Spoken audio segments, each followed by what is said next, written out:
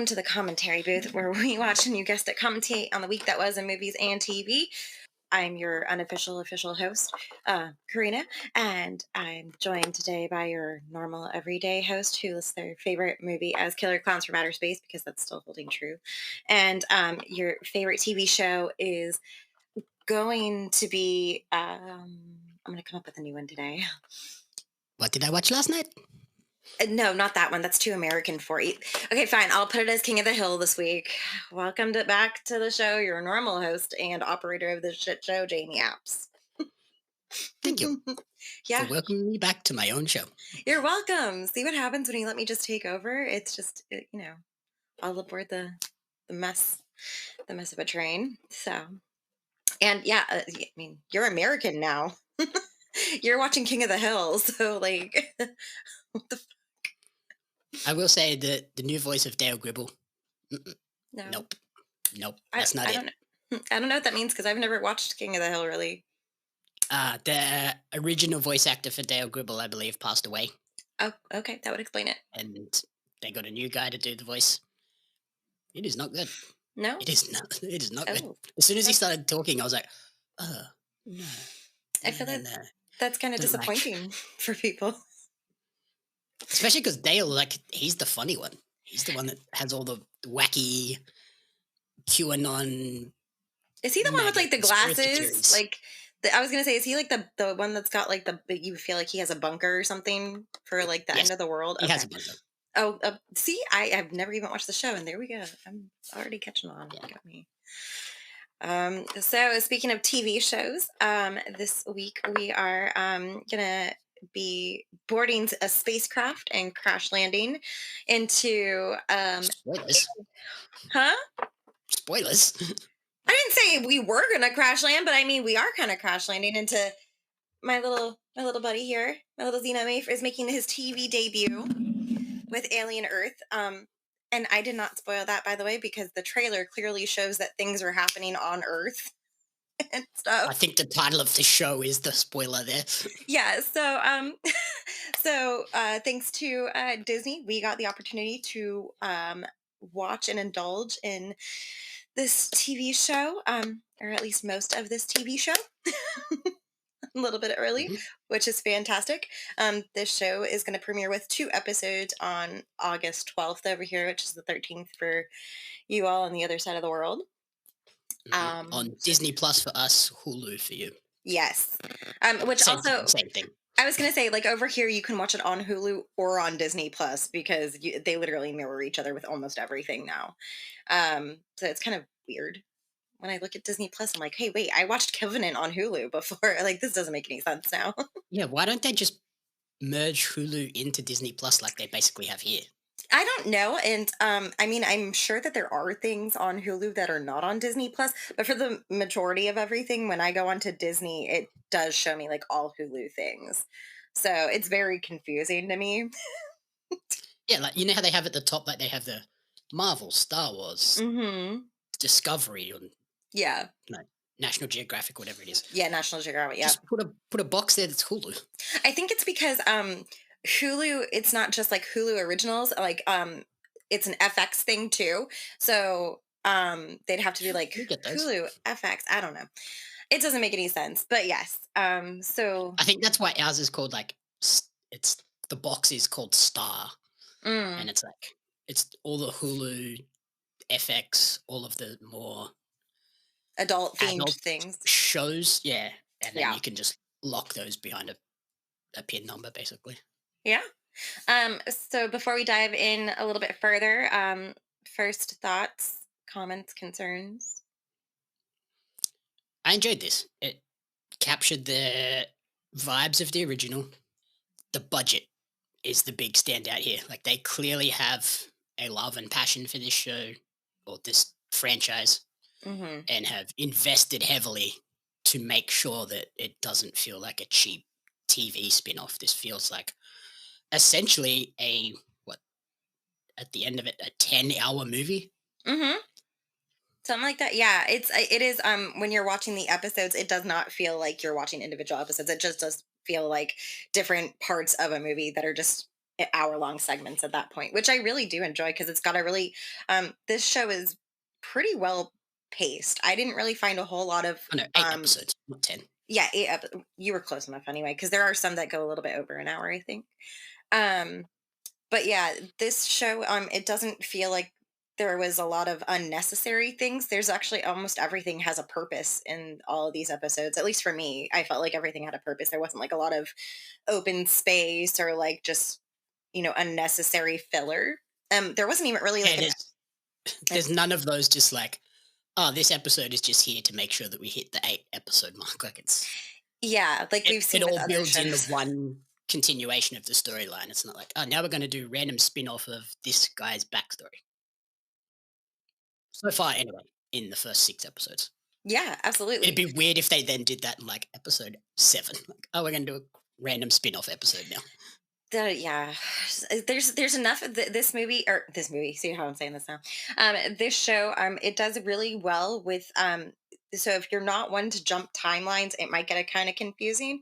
But these episodes do a really good job of splicing in, things that have happened in the past and things that are currently happening, and it's very fluid and it works very well together. Versus sometimes you watch a show and it doesn't look good at all, like when they hop back and forth between the past and the present. Yeah, I'm trying to think. Like, I think there's only one episode that is like entirely Hmm. out of Flashback. sync with where it is. Like, yeah, it jumps back to because in the opening episode we're introduced to this as the ship is crashing, Hmm. and then later in the season, I think it's episode 5, Hold maybe. please. uh, yes, it's episode 5. I have it written down. Yeah, I episode have, 5 then takes us back to what led to the crash. But apart from that, everything else is in sequence. yeah, that was my first thing on here, like under episode 5, time jump back to OG crew. It's literally how I worded that. So yeah, there's not like a ton of time jumping, but the spots that are put in there are really well done, and they're necessary because you can't just show these characters without having any little bit of information about them previously. um so And then in terms of like where this fits in the alien timeline as well. yes, because this takes place 2 years before the original Alien, before we meet Ripley, um Yep. and stuff like that, which I also am I'm very I have a mini theory about that later on, um as to how they could potentially tie this in, because we have not seen the last 2 episodes, so I don't know if they're going to leave this open for a second season, or if it's going to end the with the first season in the way that I want it to end. So Yeah, I would assume it ends. I imagine they obviously defeat the xenomorph because Earth is still around 2 years later. hmm It's not like everything's been destroyed. So I imagine they kill the xenomorph, but they want to like research more, so they send out Ripley's ship to go and collect more of these samples. okay, so we'll just But jump to my like theory. I'm they gonna have jump. said that they have said they're not going to show Ripley at all. She's Yeah, not going to be in there. so I guess Although so they my could just be lying. that's true. So That my could just theory be like a was big cameo at the end. with this is that eventually they reveal that like Earth as we see it in the show is not actually like our Earth today. My theory was that Earth in this show is actually LV-426, which is the planet that Ripley's ship lands on in Alien. Well, I know, I went total nerd and I'm really sorry. that's real nerded. Um, So, but yeah, I wrote down the full timeline for this series too. So it's like Prometheus takes place 27 years before Alien Earth. hmm Alien Covenant takes place 16 years before Alien Earth. hmm Then we get Alien Earth. 2 years later, Alien. 17 years after that, we get Alien Isolation, the game. hmm 22 years after Alien Earth, we get Alien Romulus. Yeah. And then 59 years after Alien Earth, we get Aliens. Aliens and Alien Cubed. I like how you call it Alien Cubed. It makes me smile so much because, like, And then you call me a nerd. 259 years after Alien Earth, we get Alien Resurrection. And yeah, it's awful. We could have just stopped at aliens, honestly, but they had to just go ahead and put them on a fucking jail planet, and then they had to go ahead and make Winona Ryder a robot. Yeah, I'm glad they've settled back into a mold of let's not just cash in on the franchise and the IP name. Like let's make good stuff. Like Alien Romulus was really enjoyable. Yeah. So far in the 6 episodes we've seen of this, brilliantly done. Yes. And like I said, like the budget, they reported budget $250 million. Insanity. Yeah, definitely feels like they spent $250 million on this. The sets are awesome. The lighting is very reminiscent of Romulus. The graphics are amazing. The practical effects are on point. Like, all the aliens look awesome. I got chills. Let me just tell you, the moment I saw my first Xenomorph on screen, I was like, that's my aliens right there. Like, they did so good with them.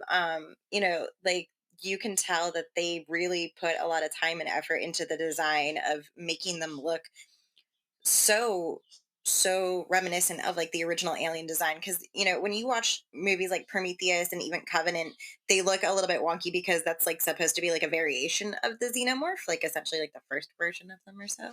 But then when you watch the show, they look so much better, because I was not a fan of the Covenant Alien at all, by the way, like, at all. But between the Xenomorphs and then the eggs, the eggs look fantastic. I mean, face huggers, I love them. They're wonderful. And then I really like that they have other creatures slash specimens that they've like introduced us to, because I feel like, and I've never played Isolation. I haven't been like fortunate enough to actually play Isolation, even though I want to. But I wonder if, like, I don't know if they're like featured or any other creatures are featured in Isolation. And if they're not, I would like to see if they do anything as far as like an origin of like where they got all these specimens from, possibly, because some of them are fucking gnarly. Like when you watch this, some of those fucking specimens are scarier than like the actual like alien, in my opinion. Like there are some real questionable things in this fucking show. Do you have a favorite one? Nope. I don't like that one that you're no. I like the eyeball. I will say I like the octopus eyeball. That's the one I was talking about, not the cockroach one. Oh, there is so if you don't like bugs, you probably won't like some of the things that you see in this. If you've got an eyeball phobia, I forget what that's actually called, but it is a real thing. I know that. If you got a thing about, yeah, it is. I work with somebody who has a phobia of eyeballs. They don't like to see anybody touching eyeballs or like googly eyes or anything. It freaks them out. I feel bad because I have like googly eyes on things at my desk, and that particular person doesn't spend much time in my cubicle. And I feel like that's probably my fault, so I feel kind of bad. But yeah, so if you don't like eyeballs, and you don't like bugs, you probably aren't going to like certain parts of this movie or show. Yeah, if you don't like eyeballs and octopus. To be fair, like I think this thing is so cute. And I feel real weird saying that after what it does to certain things. Until it like goes, I'm going to take over this thing. Like, holy. I did like it. So we're not allowed to spoil a lot of stuff, but I will say that there is a moment where this eyeball squid does its little trick thing. And that looks goofy as hell. It does look really well. To be fair, anytime that this particular creature does decide to take over and do its thing, it does look a little wonky. Like it's not natural looking, obviously. Do you remember the first animal they cloned? Yes. It kind of looks like that if it had been a little bit like not quite there all there. Yeah. Yeah. Um, so yeah, there's that. There's a couple different bugs, and we see like some plant life that's also very questionable. So there's a lot of crazy specimens that they have, and I'm so curious as to where they got them from. Like if they all came from the same planet, or if they were just on like a really long mission and they collected them throughout their journey back to Earth. Um, so yeah, it's I really get the cool. sense probably all from the same planet because like they all seem like kind of wary of the xenomorph. Hmm. So I think like maybe they know that that's the one thing you don't fuck with. Yeah, and you know what? Now that you say that and you put that out there, it reminds me of kind of like when you're watching um, the later Predator movie. I think it's the one actually with Adrian Brody where they're dropped on the planet, and you can see like other things like running away from the predators because, like, yeah. So that's a really interesting concept, actually. I just thought that. But that's kind of cool. Attention, trading card collectors! Are you ready to take your collection to the next level? Dive into the action with the limited edition Australian Wrestling card, showcasing the most electrifying talents Australia has to offer. Imagine owning cards featuring legends such as Robbie Eagles, Shazza McKenzie, Shane Hayes, Madison Eagles, and many, many more. But that's not all. You'll also snag cards of the iconic referees, commentators, and announcers, just like me, Lord Andy Coyne, to truly capture the spirit of Australian independent wrestling. And as our homegrown talent continues to dominate the world stage, Ozrest cards are destined to become hot commodities. Not only will you be owning a valuable piece of wrestling history, but you'll also be supporting the amazing wrestlers and talented photographers behind the magic. So don't wait! Grab your Australian wrestling cards now at pariomagazine.com.au/Ozres cards. Order today and kickstart your collection with a bang! What did you think of like this clearly expands this universe a lot in terms Hmm. of giving us a lot more info on what's happening on Earth with the five corporations that control the planet. Um, Yes. yeah, it's like this feels much more expensive than the Alien movies because they're kind of all just set on a ship, whereas Yeah. this is Earth. There is a lot more going on, and Hmm. they have said that they're aiming for this show to rival Game of Thrones, which I think is pretty clear with the five companies are kind of like the Yeah. houses in Game of Thrones and just setting up for this potential war, and then the xenomorph ends up being the monsters in the north, basically. Yes. So, But hopefully, we'll historically, unite the five companies. yeah. So historically, it's always been Wayland has always been the company that had started this whole debacle with the xenomorphs. And in Alien Earth, we see that there are the five. And I really am looking forward to them doing some more with this show and going and exploring those other companies, and exactly what they do. Because Wayland is all about tech and science, as is the new company, which is Prodigy, I believe is what Prodigy. it's Yep. called. They seem real Yes. shady. Yeah, they're really. What I've gathered from Prodigy is that they're just run by a really rich kid, who just has so much money that he just wants to get his way. Which is off. It's kind of like Joffrey, from Game of Thrones. It's Mhm. just like Very him. Elon Musk. Yeah. So I'm really excited to see if we get anything else about these other companies and what they're willing to do, and how far they'll go to get their hands on what everybody else wants to get their hands on. Um, because ultimately, I mean, there's a lot of underhanded politics in this show too. It's not just about aliens. It's politics with technology and with who's got more money, and Racism. racism, and obviously we see robot racism too. Again, like every time we talk about this, there's always like something against robots. Um, and so Got it's really cool that they've opened up these like kind of doorways to other potentials that we didn't really see or that we didn't really get because no one had thought of it at the time in the 70s and 80s, but here we are. And yeah, and those original films are all, like I said, just set on the one ship, so there's really no Mm-hmm. way to explore those other areas unless you jump off the ship to go to Earth, like which Yeah. would feel a bit strange. Whereas Yeah. they were self-contained stories of just like this core group of people trying to survive against a Yeah. monster. Like Whereas the only one that's this is the world. How is this world going to survive against this monster?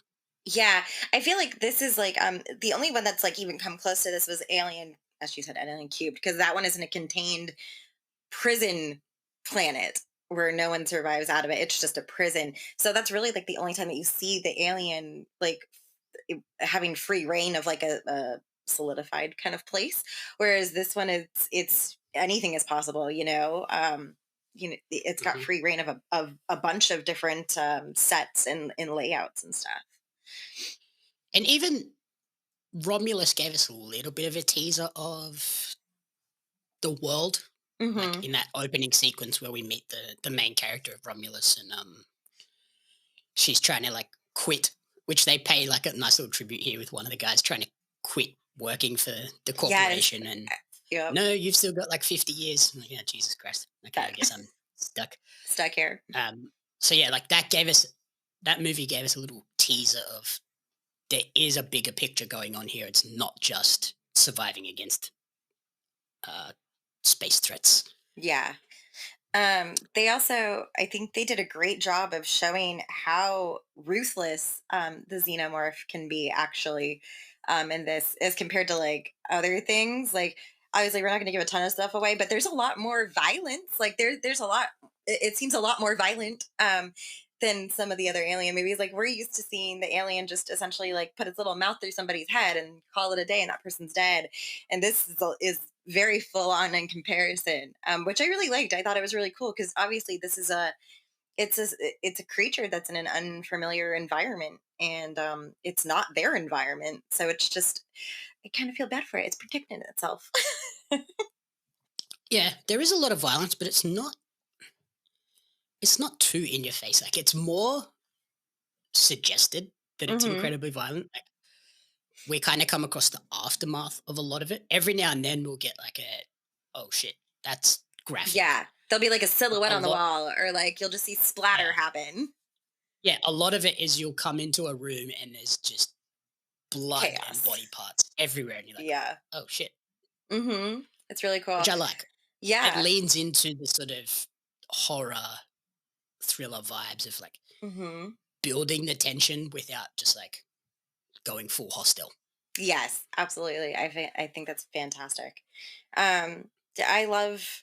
I really love this show so much. Like I think that they did such a great job of it. I was really afraid that it was going to be kind of a snooze fest, or it was just going to be like overdone, overkill. I guess is a good thing because when you're writing on the Alien name and it being such an iconic franchise, I feel like sometimes people got to overcompensate for that. So I as much as I'm not a big like as much as I don't want to be a big fan of Covenant and Prometheus, I still like those two films better than Alien versus Predator and Alien versus Predator Requiem.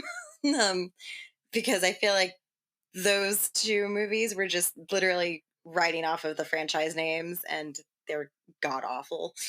Um, so Yeah, they just took two big franchises and like, oh, let's just lump them together and make something fun. yeah, I do appreciate that this is definitely back on track per se. And it's nice to see that we're getting it. It feels like it's done through fresh eyes, which is really great. Um, it's And not. someone that actually is a fan. Mhm. Yeah, It's it's not, not. like I said in our first attempt at recording this episode, Yeah, they because didn't I just break grab things.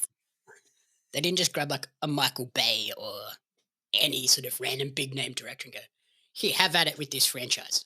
They Yeah. got a guy that clearly loves the franchise. Yep. Yeah. And then on that note too, when we originally tried to record this before my internet took a shit yesterday, we talked about the cast being a very fresh faces. And so Timothy Oliphant is the only person I recognized in this show.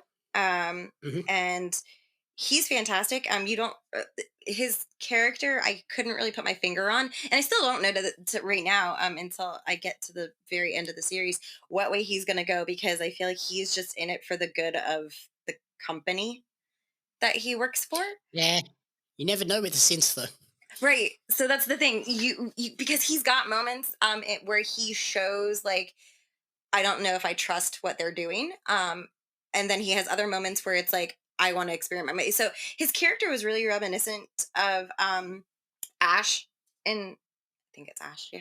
Jesus, I'm having a moment. Um, the first android in the very first Alien film, where it was, I've got to do whatever the company wants me to do. I got to save the specimen, got to do this. And so there are parts where you see his character and you're like, oh shit, like maybe he isn't that great. But then there are other moments where he's like, I'm not going to fucking do that. So you don't really know what way he's going to go. And I'm really excited to see what happens with his character, as well as the other characters that are in this show, because frankly, most of them are kind of like up in the air with me, minus like the, the CEO of Prodigy. Like, he obviously, I know what he wants, but Yeah, and he's the other actor that I recognized. His name is Samuel Blanken. He has been in Peaky Blinders, Atlanta, and Black Mirror. So so that's why I don't know. That's where I recognized him from. I was like, that's the guy from Peaky Blinders. Yeah, everybody tells me I need to watch Peaky Blinders. Everyone else is. I have not. Yeah, I don't. It's not a you show. Wow. Now I'm gonna watch just to fuck with you.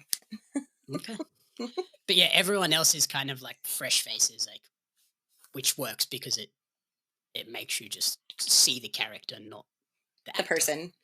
Yeah, it's great, and I think they shine through. Like, their acting capability really shines through, especially with them not being really well known. This is a great starter for them, because I feel like when you put smaller actors and actresses into like these big ginormous films, they are overshadowed by like the popularity of the movie, or the director, or the other cast members that are in it. Whereas in this show, they're all pretty equal.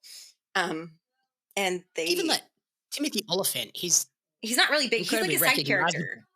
Yeah, he's never like the main guy. Well, he was the main villain in Live Free or Die Hard. That doesn't really count, but it counts for my mom. So there's that. He was Hitman, which again, it wasn't the best, but he's unrecognizable in Hitman though.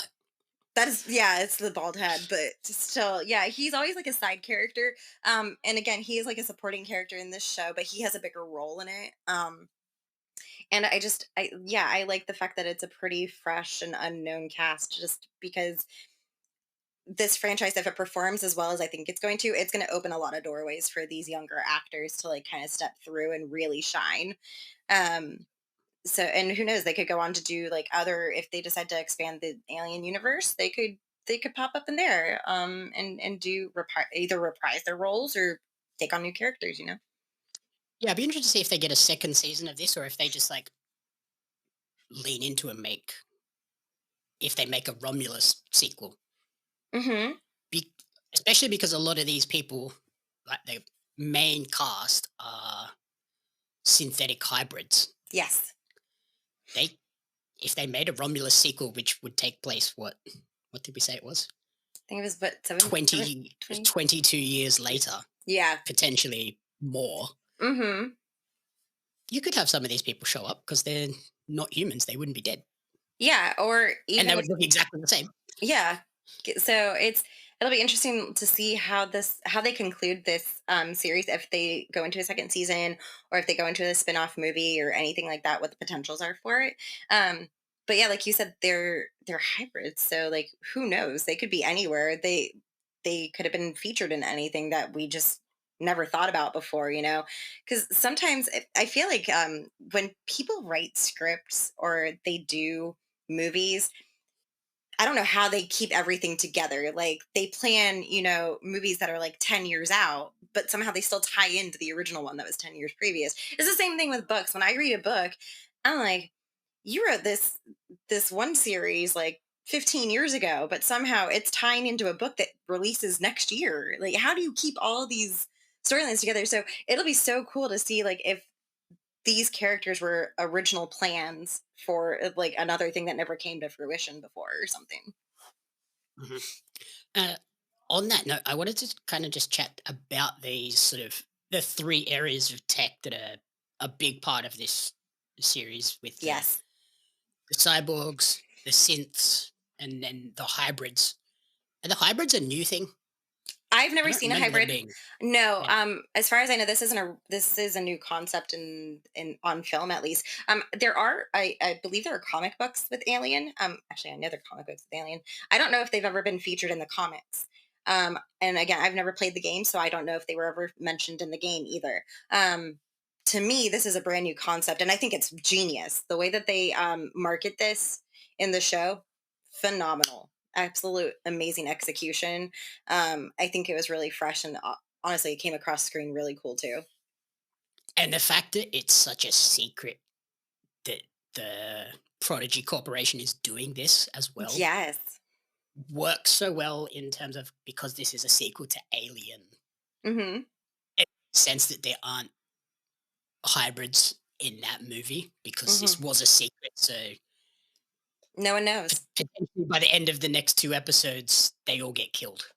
Yeah, who knows? Um, And then the technology gets locked away because like we cannot do that again. That was bad. morally fucked up. Or I mean, anything's possible. I mean, Wayland is such a big corporation, and it's such a big part of Alien. I mean, they could have at the end of this, they could essentially Yeah, they acquire could, the technology and just keep it hidden and do whatever with it later on. yeah, they could also reveal that the synths that were in the Alien movie Hmm. were hybrids Well, and yeah, just and kept it a major secret because yeah, they so knew it was like bad. yeah, and what's really weird is that as you watch the Alien movies, the androids constantly are progressing in their technology. And so even though I hate Alien Resurrection, Winona Ryder's droid is a really unique droid in her sense because her whole character was supposed to be a robot that actually had more feelings. Um, and they're supposed to be a little bit more connected with people. Yeah, more human. Yeah, they're supposed to be more human, so they have more human reactions and feelings. So the technology that we see displayed here could have been like she could have been a bad version of that or an experiment of that. Who knows? There's so many possibilities with where it could go because of where this falls in the timeline of the whole franchise. Yeah, and I love like just the way they create this hybrid system of they can only transfer kids because their brains are more malleable or something. Hmm. Yeah, adult ones don't work. But they also only use sick kids because then they know it's like kind of morally questionable to be putting human consciousness in synthetic bodies. So they're like, Yeah. oh, just use the sick kids that were going to die anyway. We'll experiment on them and basically tell their family that they're dead. Yeah, Pretty it's messed up. And it's kind of like this, what's his name? Boy Cavalier, the prodigy of CEO Corp, is building his own like army of mhm. naive kids in synthetic robot bodies that are Yeah. crazy powerful. And Yeah. because they're kids, they just do as they're told, which is Yeah. really messed up. And he is to give like a little bit not to give so much away, but he is a very self-aware, I want to say, and like he knows that he is the smartest person in the room when he walks into a room. And I feel like Or he thinks he is. yeah, he thinks Anyway. he is. And so having that kind of mentality, I think almost is a disadvantage to him because he doesn't know what he has. He has worked so hard to replicate, like I feel like he's trying to replicate his own brain. And if you're trying to do that, but you're also doing it with technology that's ever evolving, like you're gonna run into problems probably. A couple of the other things I wrote down were they bring in that three monkeys, hear no evil, see no evil, Yes. speak no evil imagery again. I thought that was a nice little touch. Yeah. Oh, the synthetic hybrids. Hmm. They're so a like Peter Pan allegory Yes, like Peter Pan with and all like the names and everything, and like yeah. the um, the kids that never grow up, basically. Hmm. And it's really fun to see how that plays in a little bit too during their process of that and creating the synths. I like that. You can tell that even though it's very much like a Hulu show, that Disney obviously has their hands here and there, because you could make any kind of an analogy for a group of people, but the fact that they use Peter Pan references it feels like a Disney thing to me, which is kind of fun. Mhm.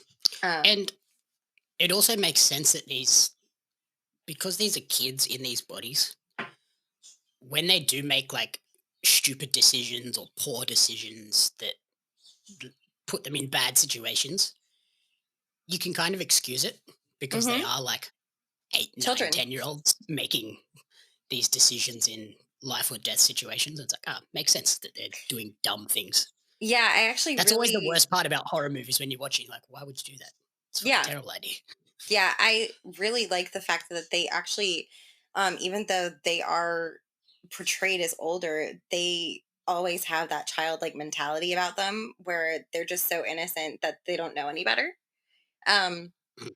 which I think it's a really cool kind of thing when they're doing things like you said, when they're making these rash decisions, because they just don't understand the consequences of their actions.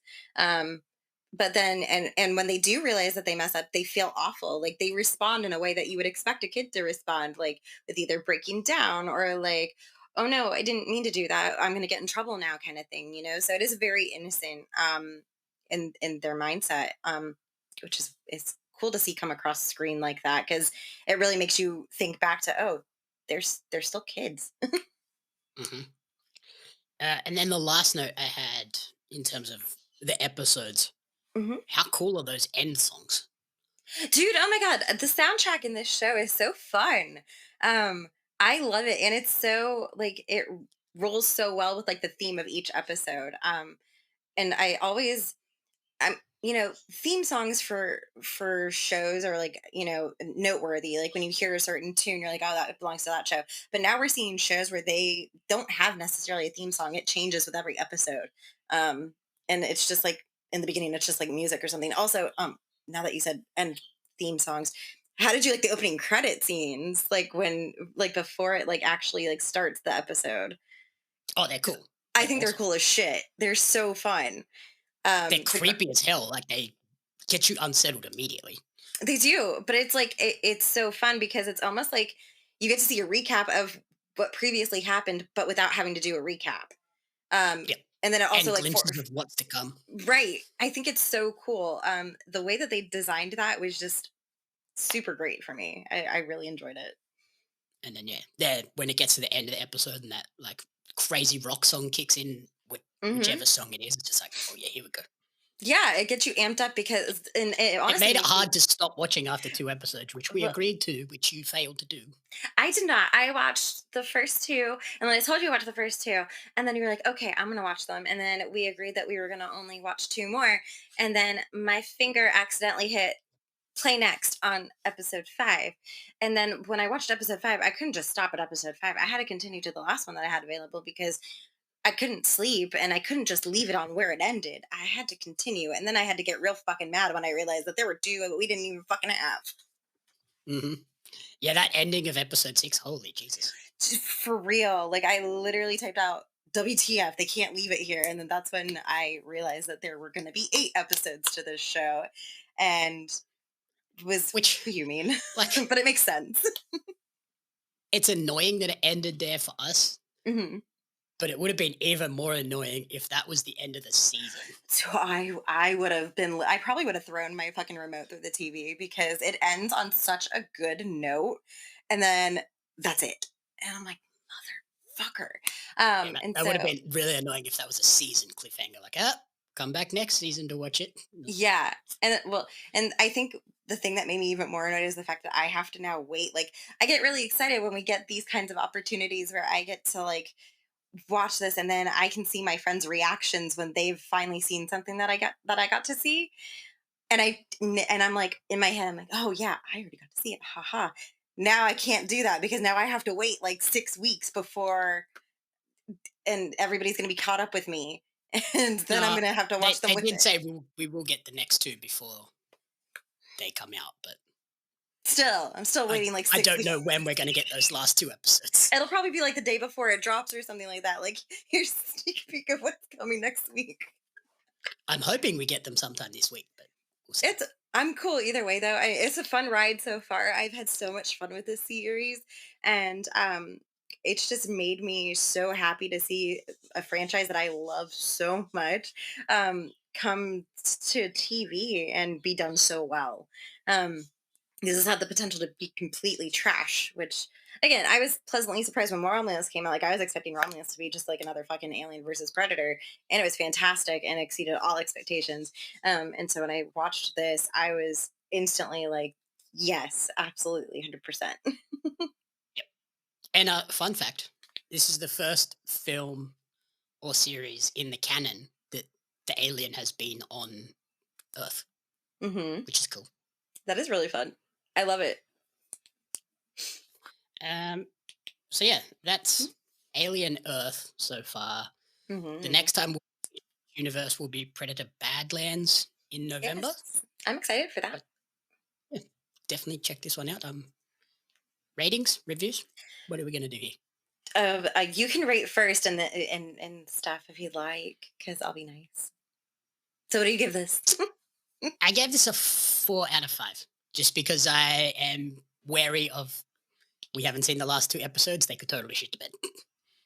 Okay, that's fair.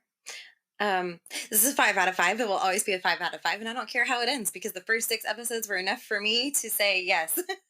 On this, I don't think I've ever rated something so quickly in my life. But I knew from the first episode that I was gonna love this show anyway. Like, it set it up perfectly. Everything looked perfect. The alien didn't look forced.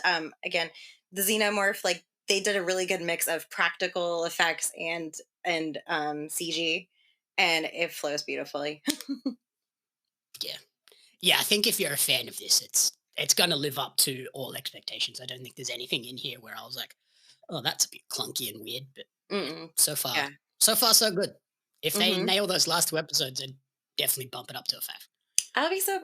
I'm excited now to see how this works out for us. Jamie is going to take us out because I never do, because I don't like to. Some host you are.